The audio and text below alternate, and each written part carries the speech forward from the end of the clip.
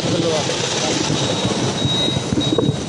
मैं राजीव राणा अपना पक्ष रखने कहना चाहेंगे आपका मकान जो है मैं राजीव राणा अपना पक्ष रखने आया हूं। मेरा मकान बेवजह तोड़ दिया है। मेरा मकान बीडी अप्रूव्ड है, मेरा होटल भी बीडी अप्रूव्ड है और गलत फहमी में मेरा मकान तोड़ दिया इन्होंने।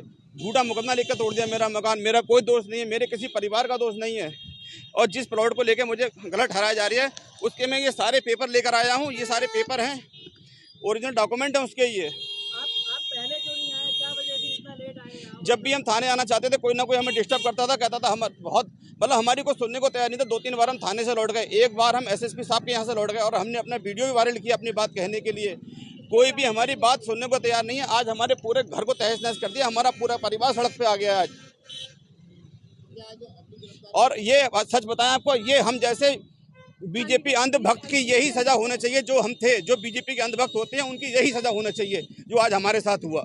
इससे आंखें खुलेंगी हमारी और हमारे अंदर से जो अंधभक्ति निकलेगी। बीजेपी सुधारते में कुछ नहीं मिला सिवाय